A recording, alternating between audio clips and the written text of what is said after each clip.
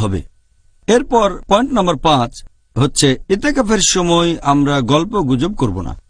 এবার আমাদের সেই কাজগুলো সম্পর্কে বলেন যেগুলো রমজান বাদে অন্য সময়েও নিষিদ্ধ। এখন আমরা সেইগুলো সম্পর্কে জানতে চাই।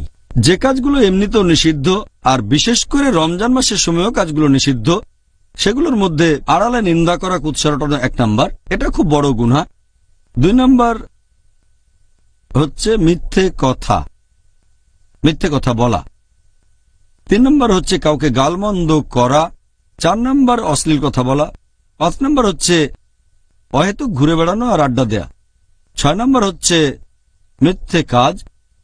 নাম্বার 7 হচ্ছে শোনা কোনো অনইসলামিক গান আর মিউজিক।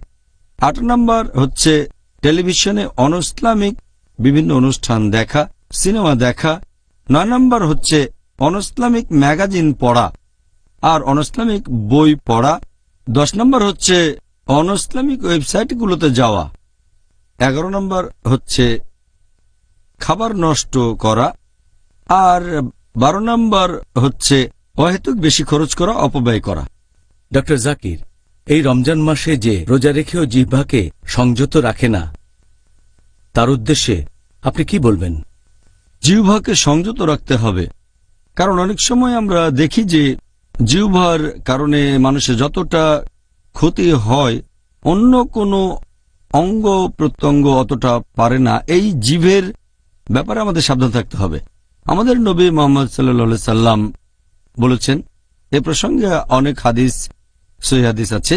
এটার উল্লেখ আছে মুসান্নাফ ইবনে আবি শাইবা, খণ্ড নম্বর 5, বুক অব ম্যানার্স, হাদিস নাম্বার 26,490। ইবনে মাসুদ রাদিয়াল্লাহু আনহু তিনি বলেছেন যে আল্লাহর কসম, দারুণভাবে সংযত জিহ্বার চেয়ে কাম্য বন্ধু আর কিছুই নেই। একই কথা বলা হয়েছে পরের হাদিসে, মুসান্নাফ ইবনে আবি শাইবা, খণ্ড নম্বর 5, বুক অব ম্যানার্স, হাদিস নাম্বার 26,491। হযরত আবু বকর রাদিয়াল্লাহু আনহু নিজের জিহ্বা ধরে বললেন যে এই জিনিসটাই আমাকে আজকের অবস্থানে নিয়ে এসেছে। তার মানে তিনি জিহ্বার ব্যাপারে সাবধান ছিলেন, সেজন্যই উঁচু অবস্থানে গেছেন। আর পবিত্র কোরআনেও বেশ কিছু আয়াত আছে। আল্লাহ বলেছেন সূরা কাফ, অধ্যায় নম্বর 50, আয়াত নম্বর 18, মানুষ যে কথাই উচ্চারণ করুক তার জন্য তৎপর প্রহরী তার কাছেই আছে। তার মানে আপনি যে কথাই বলেন না কেন, ফেরেশতাগণ সেটা লিখে রাখেন।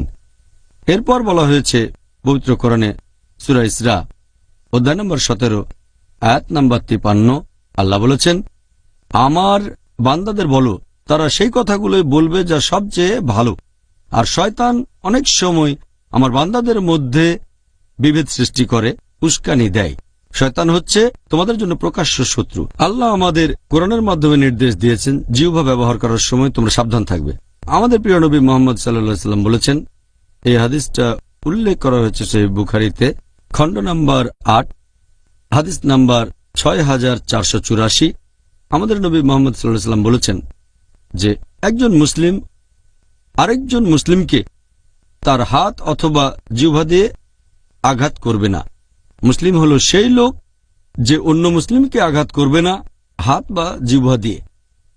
আমাদের নবী মুহাম্মদ সাল্লাল্লাহু আলাইহি ওয়াসাল্লাম আরো বলেছেন, এটা উল্লেখ করা হয়েছে সহিহ বুখারীতে, খণ্ড নম্বর 8, হাদিস নাম্বার 6474। আমাদের প্রিয় নবী বলেছেন, যদি কেউ এই নিশ্চয়তা দিতে পারে যে সে তার মুখের কথাকে সংযত রাখবে, অর্থাৎ জিহ্বার কথা, এছাড়াও নিজের গোপন অঙ্গকে সংযত করে রাখবে, তাকে বেহেশতের নিশ্চয়তা দেওয়া হবে। যে ব্যক্তি নিশ্চিত করতে পারবে যে নিজের জিহ্বার গোপন অঙ্গকে সংযত রাখবে, তাকে বেহেশতের নিশ্চয়তা দেওয়া হবে। এরপর আমাদের নবী আরো বলেছেন, এটা হচ্ছে সহিহ বুখারীতে, খণ্ড নম্বর 8, হাদিস নাম্বার 6475। নবী বলেছেন যে লোক আল্লাহ এবং শেষ বিচারের দিনে বিশ্বাস করে সে হয় ভালো কথা বলবে অথবা চুপ করে থাকবে।